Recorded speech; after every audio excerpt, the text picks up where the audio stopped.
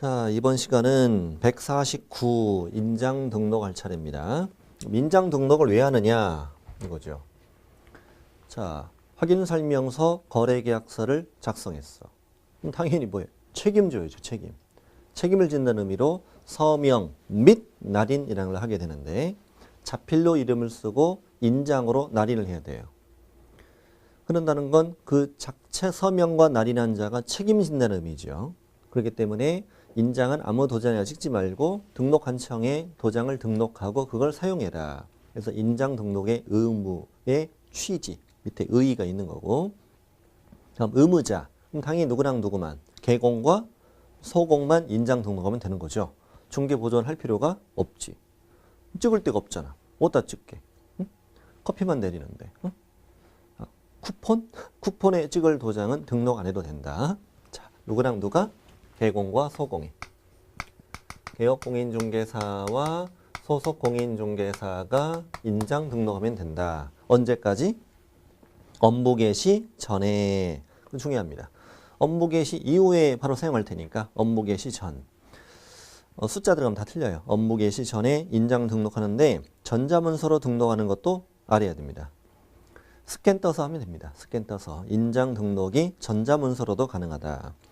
2번 보조원 시기 원칙 업무 개시 전에 인장을 등록해야 합니다.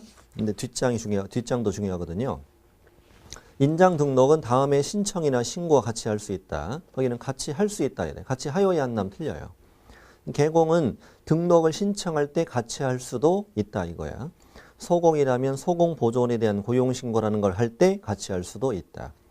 보조원이 인장 등록한다는 말이 아니고요.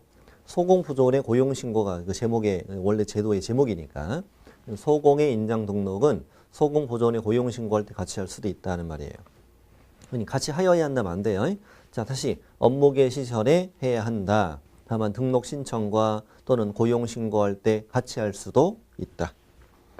밑에 보충학습은 뭐냐면 업무 개시 전에 인장 등록하는 것이 원칙인데 이때는 인장 등록 신고서라는 서식을 이용해요. 인장 등록 신고서는 153쪽에 있는 서식이에요. 인장 등록 신고서에 도장을 찍어내는 겁니다. 도장을 찍어내는 건데 근데 그 보충학습 다시 보면 2번 등록 신청과 같이 할 수 있다고 그랬잖아요. 등록 신청할 때 같이 할 수 있는데 이때는 등록 신청서를 이용하면 된다. 등록 신청서에다가 페이지 97이라고 쓰시고요. 97을 잠시 갖다 오세요. 자, 97을 갖다 치고 97에 가보면은 중개사무소 개설 등록 신청서이면서 개공의 인장 등록 신고서라고 돼 있어요. 인장 등록 신고서는 아까 별도로 있었잖아요. 있었는데 이 등록 신청서에도 그게 포함되어 있다는 거예요. 등록 신청할 때 같이 할 수도 있다는 얘기지. 저 밑에 이제 도장 찍어내는 거예요. 다음 150쪽 다시 와서 3번 개공의 인장 등록은 소공 보조원의 고용신고와 같이 할 수 있다. 그래도 맞아요. 그래도 맞아요. 그 써드렸죠. 현실적으로 굳이 그때 할 이유는 없으나 법조문상으로는 가능하다. 왜냐하면 저 위에 보면 다시 예외 인장 등록은 기역, 니은 두 가지와 같이 할 수 있다고 그랬잖아요.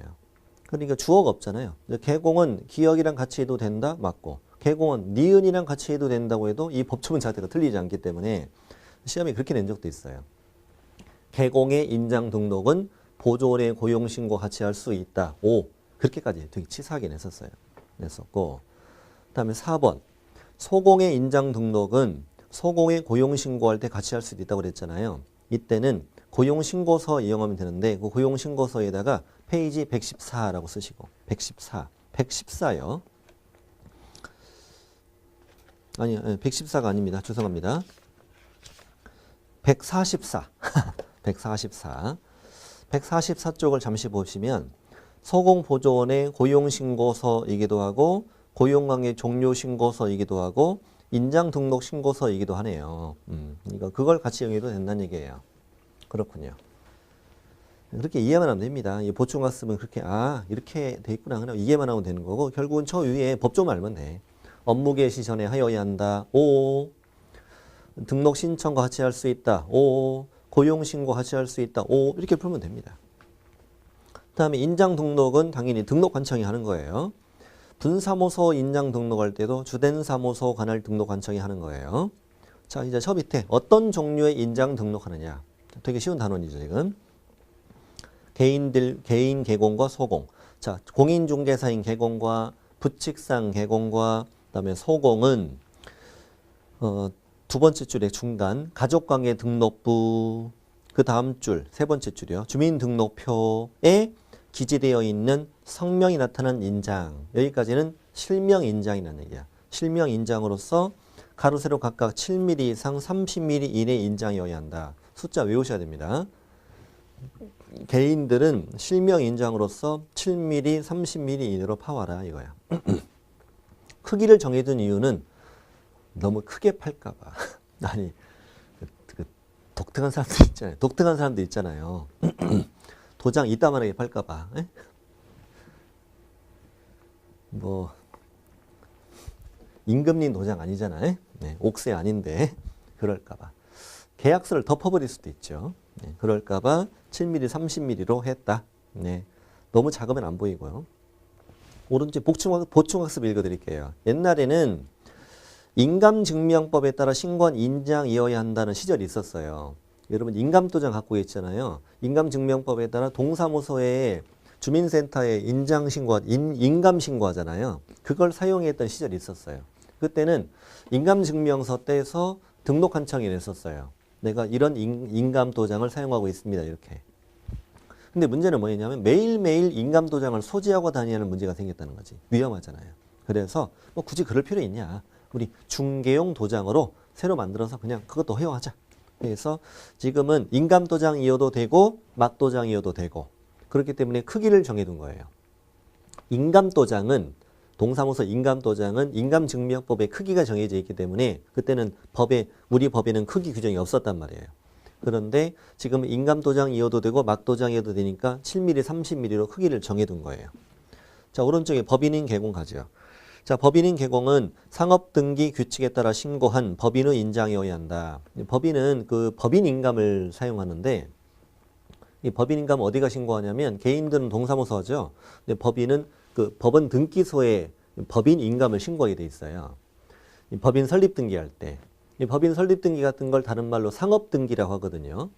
그래서 상업등기 규칙에 따라 등기소에 신고했던 그 법인의 인장을 등록한청에 등록해야 한다. 이런 뜻의 문장이에요.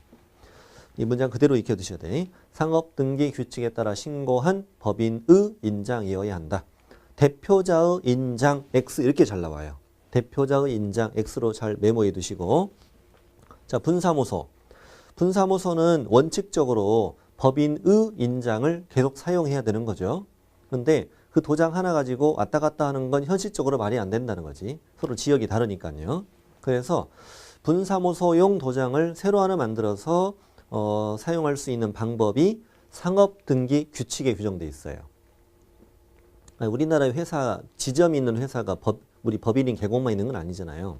그래서 우리나라 모든 회사에 분점을 줄 수 있는 그 회사들의 그 분점에서 사용할 도장을 새로 만드는 방법이 상업등기 규칙에 정해져 있다고요. 도장을 새로 만들어서 대표자가 이걸 들고 등기소에 가요. 그래서 이 새로 판 도장이 우리 법인 인감처럼 사용할 도장임을 제가 보증합니다라는 서면을 써냅니다. 그래서 상업등기 규칙에 따라 법인의 대표자가 보증하는 인장. 이게 통으로 한 단어예요. 법인의 대표자가 보증하는 인장. 우리 같이 해봐요. 시작. 법인의 대표자가 보증하는 인장. 법인이 보증하는 인장 아니에요. 법인의 대표자의 인장 아니에요. 다 틀립니다. 법인의 대표자가 보증하는 인장을 대신 등록할 수도 있다. 이런 뜻이에요. 꼭 그걸 해야 되는 건 아니잖아요. 법인의 인장을 써도 되니까 그 상업등기 규칙에 따라 법인의 대표자가 보증하는 인장을 대신 등록에 사용할 수도 있다. 이런 뜻이라고. 하여야 한다 이러면 안 됩니다. 하여야 한다 아니라는 걸 주의하시고 잘 외워놔야 됩니다. 그 다음에 법인과 분사무소 인장은 몇 미리가 없죠. 없어요. 그래서 개인들은 크기가 정해져 있죠. 근데 법인은 크기가 상업등기 규칙에 규정되어 있으니까 우리 법에는 크기 규정이 없어요. 없습니다. 다음 인장 등록 방법. 인장 등록 신고서에 도장 찍어내는 것인데 밑줄이 중요합니다. 법인인 개공의 인장 등록은 상업등기 규칙에 따른 인감증명서 제출로 가름한다. 왜냐하면 법인은 막 도장 쓰는 게 아니잖아요. 상업등기소에 신고했던 도장이어야 되니까 그 도장이라는 걸 증명하기 위해서는 법인 인감증명서를 떼서 내라 이 말입니다. 인장 등록 신고서 찍어내는데 법인만 상업등기 규칙에 따른 인감증명서 제출로 가름한다. 가름할 수 있다 아니라 가름한다. 되게 중요한 문장. 시험에 되게 잘 나옵니다. 자, 이렇게 만든 도장을 변경하고 싶다. 왜 모양이 마음에 안 드는 거야. 지금 동그랗게 팠는데 세모나게 파고 싶을 수도 있잖아. 네모로 파고 싶을 수도 있고. 제가 개인적으로 선호하는 모양은 하트 모양. 하트 모양으로 파고 싶은데 궁금해 정말. 그 도장집 가서 물어보고 싶은데 물어볼 자신이 없는 거야. 여러분 한번 물어보세요. 물어봐서 저한테 결과를 좀 알려주세요. 도장집 가서 사장님 그 하트 모양으로 도장 좀 파줄 수 있어? 저는 물어볼 자신이 없어요. 여러분께서 알아주셔가지고 꼭 저한테 다시 댓글로 알려주세요. 알려주시고 자, 인장 변경. 변경했으면 며칠 안에 7일 이내에 변경된 인장을 다시 등록해라. 전자문서로 등록하는 것도 된다고 그랬죠. 인장 쪽엔 7자 2번 나오죠. 7mm, 30mm, 7, 여긴 7일, 7일. 그 다음에 저 밑에 등록 인장 변경 신고서 내는데 여기에는 등록증을 첨부하라고 써 있죠. 등록증 원본을 첨부하라고. 그 이유가 뭐냐면 등록증을 한번 잠시 볼게요. 등록증이 98쪽에 있네요. 99쪽, 99. 한번 가보세요. 99를 가보세요. 99쪽에 가보니까 자, 우리 중개사무소 등록증 저번에 받았던 거 나오는데 거기에 그 중간 밑에 보니까 등록 인장을 거기에 찍게 돼 있네요. 그 오른쪽에 변경 인장이라는 여분도 만들었고 인장을 바꿔서 변경했다는 거죠. 변경했을 때 등록증을 새로 받아야 된다면 비용이 들어가니까 여분 하나 만들어 놓은 거죠. 등록증에 인장을 찍게 돼 있어요.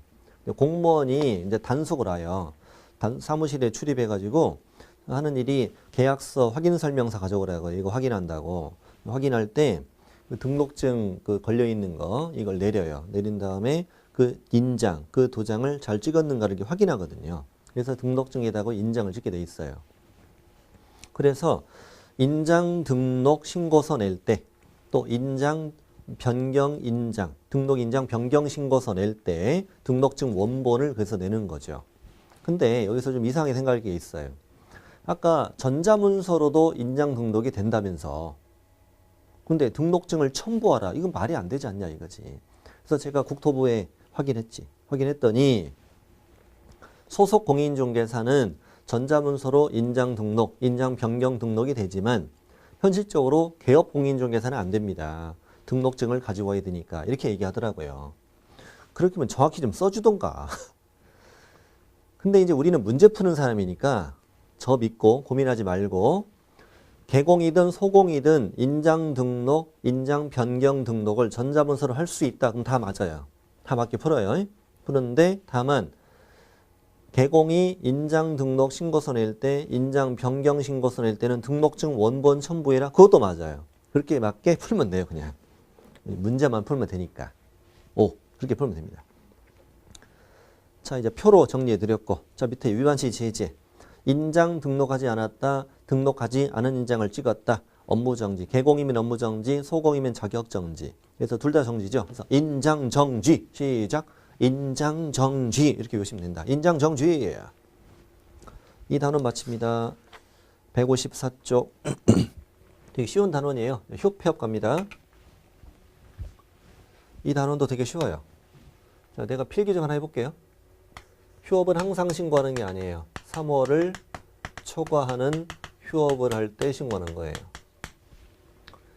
한번 명절 때 고향 내려가는데 휴업 신고하는 건 번거로운 일이잖아요. 그래서 3월 초과 휴업할 때만 신고한다. 한 달 쉴 때 신고하고 안 하고 2달 안 해. 석 달 안 합니다. 석 달 초과니까 딱 3개월까지는 휴업 신고할 필요 없다. 그 다음에 폐업을 하고 싶을 때 신고해라. 참 휴업을 했었는데 그 휴업 기간을 변경하고 싶을 때, 연장 같은 거 하고 싶을 때 휴업기간을 변경하고 싶을 때 신고해라. 휴업한 중개업을 다시 재개하고 싶다면 중개업을 재개하고 싶을 때도 신고해라. 여기서 이제 첫 번째 중요한 건 뭐냐면 이 네 가지 신고는 무조건 미리 신고다. 미리 신고가 중요해요. 공인중개사법에서 딱 한 번 나오는 미리 신고입니다. 자, 우리 사무소 이전 한 날부터 10일 안에 사후 신고죠. 고용인 고용을 먼저 하고 업무 개시 전에 신고하고 고용하게 종료됐으면 종료일부터 10일 안에 신고해요. 다 사후 신고인데 이것만 미리 신고해요. 3월 초가 휴업을 하고자 할 때, 폐업을 하고자 할 때, 휴업기간 변경하고자 할 때, 중개업을 재개하고자 할 때 미리 신고해라. 이번 28회 시험에 나왔어요. 다음 중 미리 신고하는 걸 모두 골라라. 박스에 4개 들어있어. 4개 다 맞는 걸로 골랐어요. 다 미리 신고한다. 예를 들어 넉 달을 휴업하고 싶다면 넉 달을 쉬겠다고 미리 신고해야 상식에 맞는 거지. 넉 달을 푹 쉬고 신고하는 건 말이 안 되잖아요. 한 달 연장하고 싶다? 미리 신고해야 맞지. 휴업기간 끝난다? 끝나기 전에 미리 신고해서 미리 신고하는 게 맞죠. 일단 재개하고 나서 나중에 나 재개했어요. 이거 말이 안 되잖아요. 문제는 휴업인데 휴업은 이런 얘기죠. 휴업이 아니라 폐업. 죄송합니다. 폐업. 그럼 폐업이 문제인데 그럼 폐업은 폐업 신고를 먼저 하고 폐업을 하라는 얘기잖아요. 거꾸로 하면은 안 된다는 얘기지 이게. 그럼 폐업을 했다는 건 어떤 의미냐면 폐업을 했다는 것은 중개사무소가 존재하지 않는 걸 의미하는 거예요.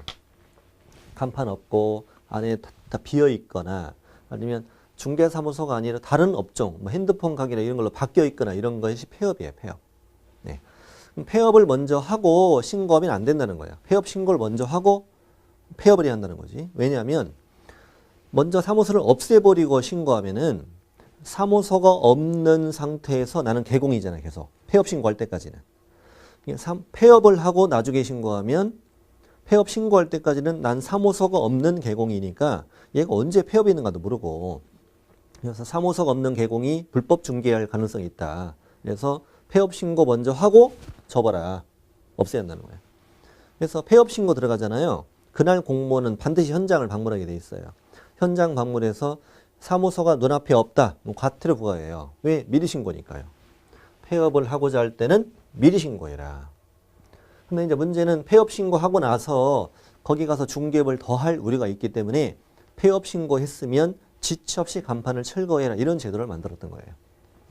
미리 신고라는 걸 이해했고 두 번째는 휴업 신고, 폐업 신고를 할 때는 꼭 등록증을 첨부해야 돼.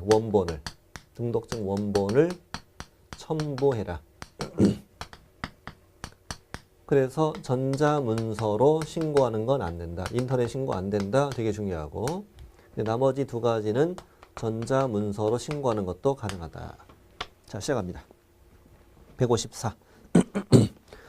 자, 3월 초과 휴업을 하고자 할 경우에는 신고서에 등록증 원본을 첨부해서 미리 신고해라. 등록증 원본을 첨부하니까 전자문서 신고는 할 수 없다. 되게 중요합니다. 3월 이하 이건 휴업은 휴업 신고할 필요가 없다. 3번이 뭐냐면 우리 등록 절차 다시 볼게요. 등록 신청을 했어요.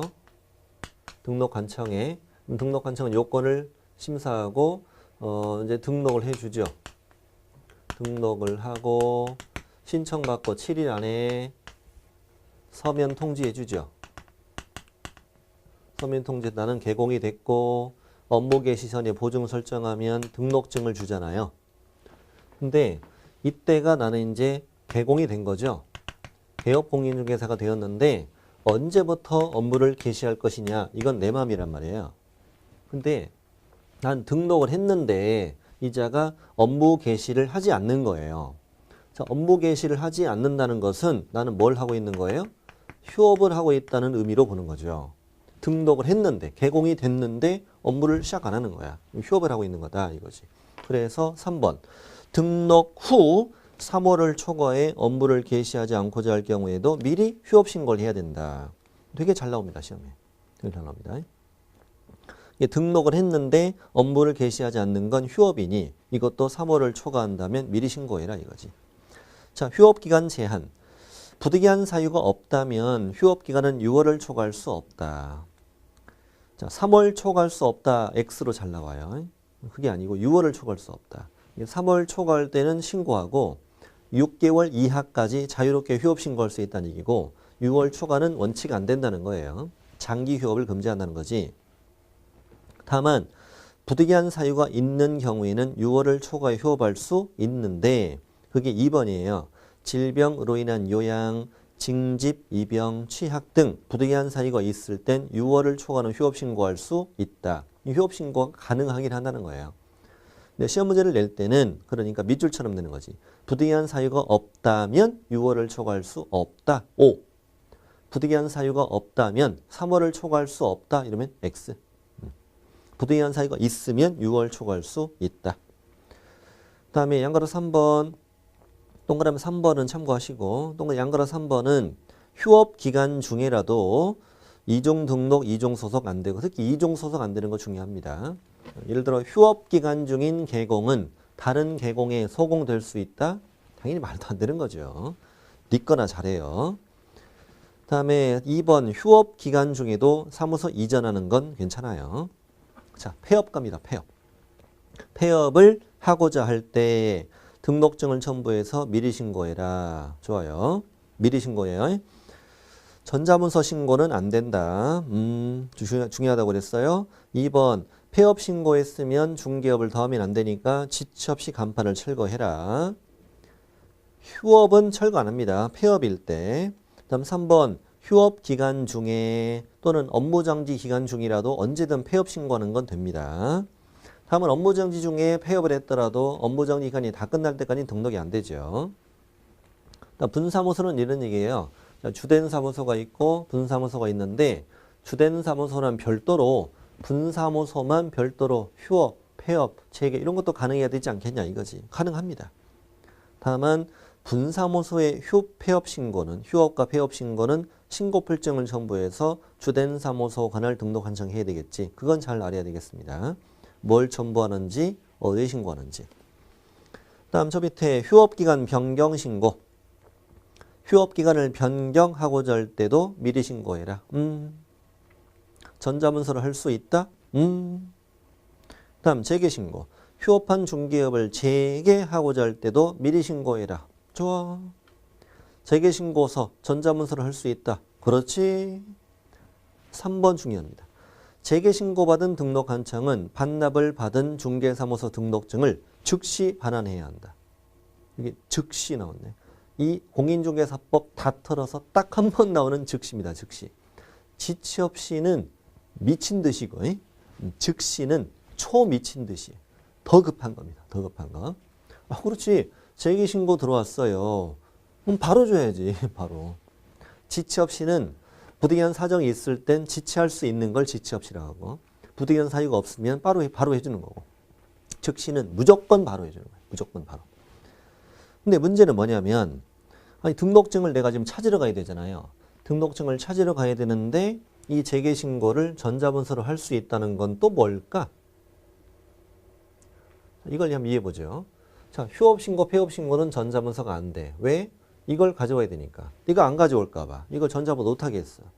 근데 재개신고를 네가 전자문서로 하게 하더라도 전자문서로 할 수 있게 하더라도 상관은 없다. 어차피 네가 아쉬우니까 네가 찾으러 올 것이 아니냐 이거지. 재개신고를 전자문서로 해놓고 등록증을 찾으러 와도 된다. 이거죠. 못하는 건 아니다. 좋아. 4번. 재개신고 꼭 하라는 얘기입니다. 꼭 하라는 얘기입니다. 자, 위반 시 제재. 부득이한 사유 없이 6월을 초과해 휴업하면 임등치. 그 다음에 2번 휴업신고, 폐업신고, 재개신고, 변경신고를 아예 안 하면 100만 원이 과태료. 동그라미 2번은 이렇게 외워요. 폐업과 그 친구들. 자, 시작. 폐업과 그 친구들. 이렇게 외운다고요. 휴업신고, 폐업신고, 재개신고, 변경신고. 폐업과 그 친구들 100만 원이 과태료. 어떤 친구들이 나올지 몰라요. 예를 들어 휴업 기간에 변경 신고하지 않았다 그래도 폐업과 친구들 100만 원이 과태료 이렇게. 그리고 휴업에 센 것은 임등치, 약한 것은 100만 원. 자, 시작. 휴업에 센 것은 임등치, 약한 것은 100만 원. 센 것은 임등치, 약한 것은 100만 원. 좀 불량스럽게 발음해도 돼. 휴업에 센 것은 임등치, 약한 것은 100만 원 이렇게. 해보세요. 해보시면 돼. 컴퓨터 앞에 혼자 앉아있다고 해서 안 하면 안 돼요. 잘 따라서 하셔야 됩니다. 잘 따라서 하신다고 댓글도 남겨두셨더만. 고마워요. 자, 다시 휴업에 센 것은 임등치, 약한 것은 100만 원. 네, 좋아요. 다음에 156쪽 맨 위에 등록 한청은 폐업 체계 변경 신고 받은 것도 다음 달 10일까지 협회 통보해라. 자, 문제도 풀어보시고 그다음에 5장으로 갑니다. 이제 5장은 165페이지까지 가는군요. 165 아주 쉬운 단원이 쭉 이어졌어요. 4장. 여러분 무크랜드 강의는 무료잖아요. 무료. 강의는 무료죠. 책은 사시면 되고. 이제 가끔 이런 생각하시는 분이 계셔요. 이 무료 강의니까 좀 질이 떨어진다 이렇게 생각할 수도 있어요. 선입견이. 절대 그렇지 않아요. 절대 그렇지 않습니다. 대한민국 최고 강사들로 다 모여 있습니다. 우리 무크랜드에는. 네. 여러분께 이런 걱정하실 수도 있죠. 우리가 무료 강의니까 우리가 이제 돈도 별로 월급도 별로 못 받을 것 같다고. 연봉도 별로 안 될 것 같다 이런 생각하실 수 있는데 절대 그렇지 않아요. 여러분께서 책을 사시면 당연히 저희들에게 그게 들어오죠. 물론 강의를 더 여러분께 돈 주고 사시지 않았으니까 그건 없겠지만 근데 책을 사셔서 저에게 들어오는 것도 적지 않아요. 여러분께 많이 사주시니까. 네. 또 굉장히 책이 훌륭하잖아요. 이보다 더 좋은 책이 없다니까요. 대한민국에. 확신합니다. 여러분께서 그 대신 책을 많이 사두셔야 되겠죠. 네. 감사합니다. 열심히 하겠습니다. 절대 강의의 질이 떨어지는 게 아니다. 절대 오해하지 마세요. 대한민국의 최고 강의라고 해도 절대 과언이 아닙니다. 열심히 하겠습니다. 열심히 할 것이고 겸손하게 하겠습니다. 제가 좀 자랑을 좀 하긴 하지만 절대 쉬지 않고 열심히 달리고 있습니다. 자, 166페이지 기본 윤리. 자, 5장은 이제 우리 뭐 할 거냐면 이거예요. 드디어 중개 의뢰인을 만나는 거지. 지금까지 돈 안 된 일만 골라서 했습니다. 의뢰인을 만나야 됩니다. 자, 이 사람이 우리 집 팔아주세요. 알았어요. 무슨 계약? 중개 계약. 그렇지. 이제 의뢰인을 만나야죠. 중개 계약은 두 가지. 일반 중개 계약과 전속 중개 계약 두 가지가 있더라. 그 다음에 집 좀 사줘. 알았어. 그럼 이것도 중개 계약. 그 다음에 의뢰받은 물건을 10가지 항목으로 분석해서 살 사람에게 설명해라. 확인 설명 의무. 확인 설명은 당연히 중개가 완성되기 전에 해야 돼. 중개가 완성된 때 해야 돼. 완성되기 전에 해야죠. 설득하는 과정이니까. 그리고 중개가 완성되면 확인설명서 작성, 또 거래계약서 작성 이런 과정이 쭉 이어지겠죠. 이런 것들을 배우는 단원이 5장이다. 그리고 계약금, 중도금, 잔금 과정을 도와주는 것도 있어요. 계약금 등의 반환치무행 보장제도. 그런 다음에 해서는 안 되는 의무도 배워. 금지 행위. 그리고 이 중개하는 과정에서 사고 치면 책임진다. 손해배상 책임과 보증제도 이런 것들을 쭉 배우는 단원이고 그럼 현재 1절에서 배울 기본 윤리는 뭐냐. 이제 드디어 의뢰인을 만나니까 마음가짐을 제대로 하고 성실하게 흐트림 없이 공정하게 중개를 해라. 이런 의무예요. 기본적으로 깔아야 될 의무다. 목욕제기 하라는 의미예요. 목욕제기. 네, 기본 윤리 가봅시다. 저 위에 두 줄 아셔야 됩니다. 자, 누구랑 누구는 개공과 소공. 이 개공과 소공이 되는 순간 우리는 뭘로 탈바꿈 된다. 전문 직업인으로 탈바꿈 된다고 적혀 있죠. 의사, 변호사 이런들과 이제 우리는 어깨를 나란히 하게 되죠. 전문 직업인이니까. 왜 웃으세요? 거기 전문 직업이라고 적혀 있잖아요. 전문 직업인이기 때문에 어떻게 다니셔야 돼? 항상 어떤 자세로 다니셔야 돼? 품위를 유지하고 다녀라. 대충 다니지 마라. 껌 씹지 말고 뛰지 말고 항상 바른 자세로 단정하게 품위 유지하고 다녀라. 지금은 괜찮아요. 대충 다니셔도 됩니다만 지금은 나중에 개공 소공되는 순간 항상 정장, 턱시도, 드레스 이렇게 항상 단정하게 다니셔야 돼. 찢어진 청바지, 배꼽티 이런 거 다 안 돼. 쓰리빠 이런 거 절대 안 된다고. 품위 유지하고 다니고 어떻게 중개해라? 신의와 성실로 공정하게 중개 업무를 수행하라. 자, 신흥성실 공정중개 의무 이게 핵심이죠. 자, 앞으로 개공과 소공은 중개할 때 어떻게 중개하라고? 신의와 성실로 공정하게 중개 업무를 수행하라. 좋아요? 이게 좀 뜬구름 잡는 이야기 같지만 나중에 이제 이런 걸 배웁니다. 확인 설명을 했는데 귀찮아서 대충 제대로 확인하지 않고 중개했고 나중에 취득한 의뢰인이 손해를 입었다. 그럼 개공은 손해배상 책임을 지는 근거입니다. 근거. 너는 신의와 성실로 중개하라고 했지 않냐. 신흥성실 의무 위반으로 인한 손해배상 책임 이렇게 지게 된다고요. 자, 의의를 읽어드렸고 저 밑에 선량한 관리자의 주의 의무를 갑니다. 중요합니다. 선량한 관리자의 주의 의무. 여러분 민법을 배우시는데 민법에는 그 계약편에 15가지의 전형계약이라는 게 있어요. 민법에 15가지 계약이 적혀 있고 이 세상을 대표하는 대표적인 계약을 말하는 거예요. 이 15가지 계약을 전형계약이라고 부르고요. 여러분께서 이제 민법 시험범위에 들어가는 건 매매, 교환, 임대차만 들어가요. 매매, 교환, 임대차도 민법에 정해진 15가지 전형계약 중에 하나예요. 3가지예요. 이거 말고도 매매, 교환, 임대차, 사용대차, 소비대차, 위임, 고용, 도급, 현상 광고, 화해, 종신정기금, 임치, 조합, 여행계약 이렇게 15가지가 있어요. 다 불렀나 모르겠네. 몰라도 돼요.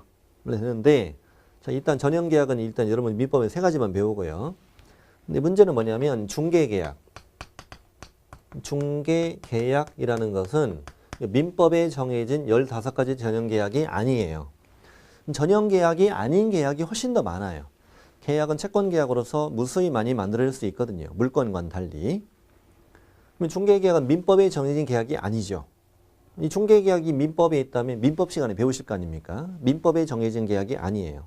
그럼 민법에 정해지지 않은 계약은 어떻게 만들어졌냐면 민법의 그 전형계약에서 다 파생돼서 만들어진 거예요. 그러면 중개계약에 엄마가 있다는 거지, 민법에. 그 계약이 뭐냐면 위임계약입니다. 근데 첫 번째 중요한 건 이거예요. 중개계약은 민법상 위임계약과 같다. 이러면 O 이렇게 풀어야 돼요. 그럼 위임계약은 뭐냐? 일처리를 맡기는 사람은 위임인, 일처리를 맡는 사람은 수임인, 어떤 사무처리를 맡기는 계약을 우리는 위임계약이라 해요. 친구에게 내 일의 일부를 맡기는 거, 또 마트에 간다는데 콩나물 좀 사다 줄래? 이런 거. 의사에게 진료를, 변호사에게 변호를, 또는 뭐 법무사에게 등기를 이렇게 맡기는 것이 다 위임계약이에요. 그러면 중개 의뢰인이 개업공인중개사에게 중개를 해주세요라고 맡기는 거, 이것도 바로 위임계약의 일종인 거죠. 근데 같은 건 아니죠. 똑같은 건 아니기 때문에 중개계약이라는 용어를 따로 만든 거죠. 그러면 위임계약은 민법에 정해진 계약이기 때문에 수임인에게 일정한 의무를 주고 있어. 민법의 681조에 보면은 수임인은 선량한 관리자의 주의 의무로 사무 처리를 할 의무가 있다라고 명시되어 있어요. 그러면 이 수임인 자리에 누가 들어가요? 개공이 들어가잖아요. 그러니 개업공인중개사도 이 의무를 진다라는 결론이 나오게 된 거예요. 자, 우리 시험 문제 한번 해보면 되니까 말씀드릴게요. 중개계약은 민법상 위임계약과 같다. 5. 개업공인중개사는 선량한 관리자의 주의로 사무 처리할 의무가 있다. 5. 이렇게 푸시면 돼요. 그래서 선량한 관리자의 주의로서 중개 업무를 할 의무가 있다. 5. 그러면 선량한 관리자의 주의 의무라는 건 무슨 뜻이냐? 2번에 써 있는데 이건 이해만 하고 지나가면 돼요. 선관주의 의무라는 것은 그가 보통의 사람이 그가 속하는 직업 또는 사회적 지위 등에서 일반적으로 요구되는 정도의 지위 의무를 말한다. 평균적으로 주어지는 정도의 지위 의무를 말해요. 사람들마다 경험과 지식이 다르잖아요. 그런데 개개인별로 따로따로 적용을 주의 의무를 적용하면은 되게 복잡할 거 아닙니까? 그러니 사람들을 평균을 내서 보통의 사람은 이 정도의 주의 의무는 져야 한다.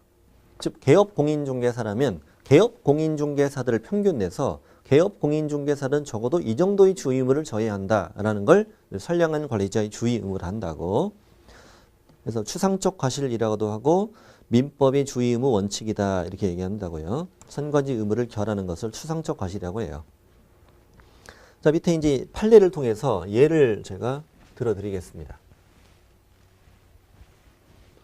자, 꽤 오래전입니다. 이 판례는 상당히 오래전에 91년에 접수됐고 92년에 접수된 거니까 일단 91년에 어떤 일이 있었냐면 A는 사기꾼이에요. 사기꾼인데 개공에게 찾아와서 내 땅을 팔아줘요 이렇게 찾아온 거예요. 내 땅을 팔아줘요. 그래서 개공이 등기부를 뗐지. 등기부를 떼보니까 A로 돼 있더라고. 아니요. B라고 돼 있습니다. 죄송합니다. B가 이제 실제 소유자죠. 소유자인데 사기꾼이 이 땅 팔러 온 거예요, 지금. 등기부 뗐더니 B라고 써 있어. 그래서 개공이 A한테 신분증 보여주세요. 그랬더니 A가 뭘 보여주냐면 B의 주민등록 등본을 보여주는 거예요. 이 A가. 주민등록 등본을 어떻게 구했는지는 저도 몰라요. 훔쳤나 보죠. 보여주는 거예요. 그래서 개공이 주민등록 등본에는 사진이 없잖아요. 그래서 아니 이거 말고 신분증 보여주시라고. 그랬더니 A가 내가 신분증을 잃어버려가지고 지금 급한 김에 이거라도 갖고 왔다고 지금 나를 못 믿냐고 화를 내는 거예요. 그럼 개공이 미안하다고 미안하다. 그러면서 이제 B를 소개했지. B가 아니고 C를 소개했더니 그래서 이제 매매 계약이 이루어진 거예요. 그리고 이제 계약금 중도금 받고 이 인간이 튀어버린 거지. 튀어버렸어. 그래서 이제 이 매수 의뢰인은 개공에게 손해배상 청구를 했던 거예요. 그랬더니 개업 공인중개사가 뭐라고 주장하느냐. 나는 이자가 소유자다라는 것을 등기부와 주민등록 등본으로 확인해서 설명했다. 뭐가 문제냐. 이렇게 주장하는 거지. 내가 확인 설명 안 했냐? 했지.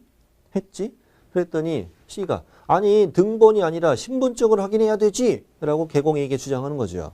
그랬더니 개공이 뭐래요? 아니 우리 법에 소유자임을 신분증으로 확인해야 된다는 규정은 없다. 아, 나는 이자가 이걸 제시하길래 나 이걸 소유자인 줄 알았다. 응? 내가 사기쳤냐? 왜 나한테 그러냐? 그래서 이제 대판 싸운 거죠.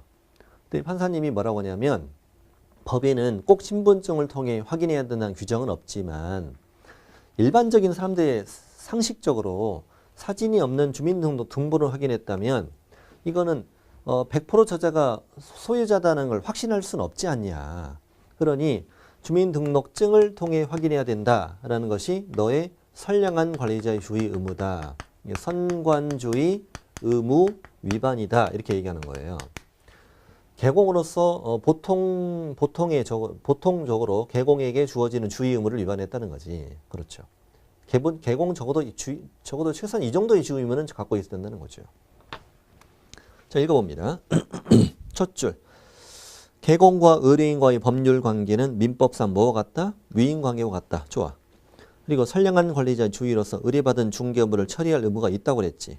또 신의와 성실로 공정하게 중개할 의무도 있다고 그랬어. 또한 개공은 우리 이제 다음 시간에 배울 텐데 중개대상물의 권리관계 등을 확인 설명할 의무가 있습니다. 그리고 이 권리관계 중에는 당해 중개대상물의 권리자에 관한 사항도 포함되어 있다. 자, 권리관계라는 걸 설명하게 돼 있어요. 우리 다음 시간에 확인 설명할 때 소유권, 전세권, 저당권, 임차권 이런 거 설명해야 되잖아요. 그중에 이 권리관계를 설명하는 것 중에는 권리자도 당연히 포함된다. 그 말은 이자가 정말로 소유자이냐 아니냐도 확인할 의무가 들어있다는 거예요. 미주층계 시험에 나오거든요. 개공이 설명해야 할 사항에는 권리자에 관한 사항도 포함된다. 5.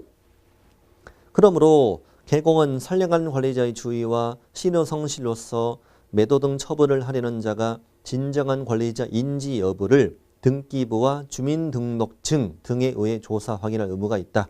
넌 책임져라 그랬던 거예요.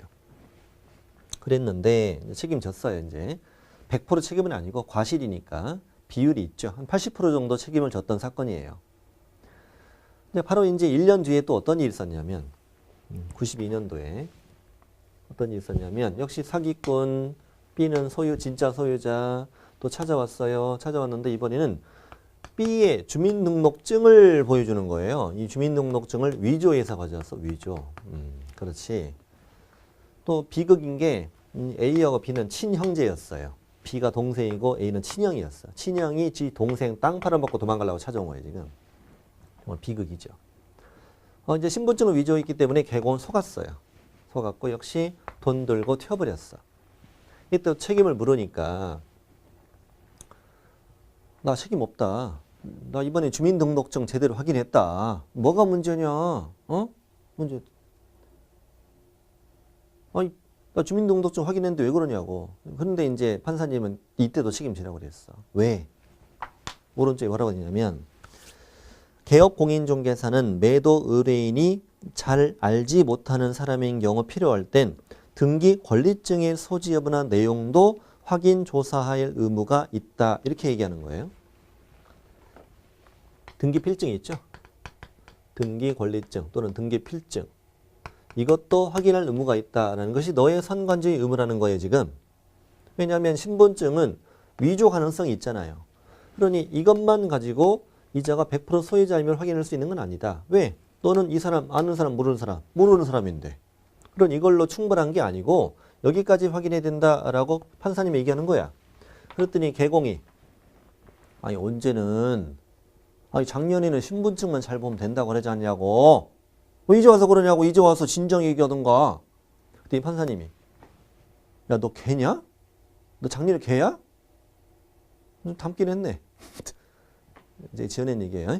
이 부분은 판사님이 아까 작년에 그거 야 그거는 주민등록 등본이 아니라 주민등록증으로 확인해야 한다는 내용의 판례였던 것이지 주민등록증만을 확인했다고 그래서 모든 책임이 면제된다라고 한 적은 없다 내가. 그래서 이제 그 밑줄이 중요합니다. 개공이 등기부와 주민등록증만을 조사 확인하면 주임을 다한 것이 되어 의뢰인에 대한 손해배상 책임이 면책된다는 취지는 아니다.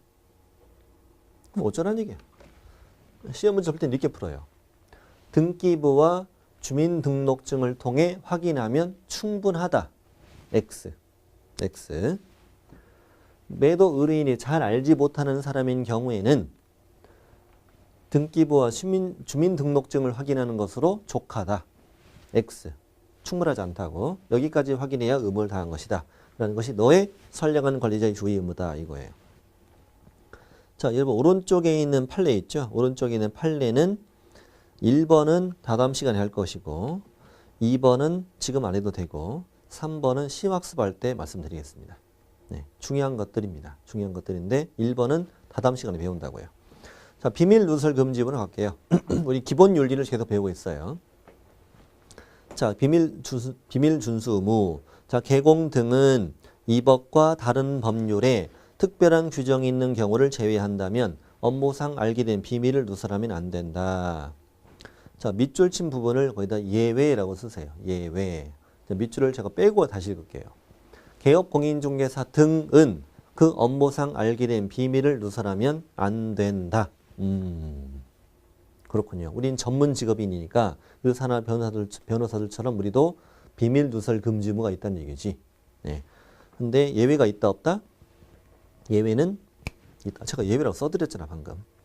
이 법과 다른 법률에 특별한 규정이 있을 땐 이 의무는 예외가 인정된다고. 자, 우리가 뭐 중개하면서 어떤 비밀을 알게 될까요? 특별히 알 거 있나? 뭐 그 사람의 사생활? 뭐 그럴 수도 있겠지. 사생활. 그리고 그 집의 하자. 그렇죠. 물건의 하자 같은 거. 그 집에 귀신 나온다. 귀신 나올 수도 있잖아요. 이런 거. 그 집에 뭐 안 좋은 일이 있었다. 이럴 수도 있고요. 이런 것들은 잘 들으세요. 동네방네 떠들고 다니면 안 된다는 얘기예요. 동네방네 떠들고 다니면 안 되는데 예외가 있다고. 그러니까 이 집을 사려는 사람에게는 설명해야 돼요. 하자는 취득할 사람에게는 알려줘야 됩니다. 비밀이 아닙니다. 그때는 예외가 있다. 또 하나 중요한 건 개공 등이 그 업무를 떠난 후에도 또한 같다. 그럼 언제까지 지켜라? 죽을 때까지 지켜야 한다는 거예요. 자, 그래서 이제 자, 두 가지 더 짚고 갑니다. 첫 줄, 개업 공인중개사 등. 아하, 개공 등. 개공, 소공, 보조원, 사원, 임원 다 적용된다는 얘기네. 모두에게 적용된다. 왜? 개공이 내가 말하고 싶은데 말을 못하겠고 보조원에게 야 네가 말해 이럴까봐 보조원도 의무를 진다. 업무를 떠난 후에도 또한 같다. 왜? 말하고 싶어서 폐업할까봐. 말하고 싶어서 폐업할까봐 죽을 때까지 지키라 이거예요. 얼마나 말하고 싶어 그것들을. 응? 말하고 싶어 폐업할까봐 업무를 떠난 후에도 또한 같다. 죽을 때까지 지켜라. 이 많은 걸 우린 다 담고 가야 된다는 거야. 중개할 때 우리 가장 큰 걸림돌이에요. 이게. 평소에 입이 좀 싸신 분들은 이 중개업과는 본인의 직업이 안 맞을 수 있으니까 지금이라도 다시 생각해 보세요. 지금이라도 생각해 보세요. 내가 이 일이 과연 맞나? 내가 끝까지 이걸 다 담고 갈 수 있을까? 생각해 보시고 생각해 보세요. 네. 자, 다음 페이지. 예외. 예외가 있다 없다? 있다. 그래서 두 번째 줄 하자가 있다면 이를 취득하려는 의뢰인에겐 비밀에 해당하지 않는다라고 시험에 나왔고요. 위반 시 제재. 동대방대 떠들고 다니면 1년 이하 징역 1,000만 원 이하 벌금. 장난 아니네. 그런데 밑줄. 이 의무에 위반한 처벌은 피해자의 명시한 의사에 반하여 벌할 수는 없다. 피해자가 처벌을 원치 않으면 처벌하지 않는다는 거예요. 합의가 됐다는 얘기입니다. 이게 입어서 봐준다는 말이 아니라 내가 손해 입었잖아요. 네가 위반해서. 동네방에 떠들어내서 손해 입었으니까 손해배상 합의가 이루어졌다. 그래서 피해자가 가해자를 처벌하지 않기로 원하면 처벌하지 않는다 이거죠. 이것만 그래요. 이것만. 미리 예제도 그렇게 풀어보시면 돼요. 자, 이번 시간을 마칠 것이고 다음 시간에 이어서 중개계약을 공부하겠습니다.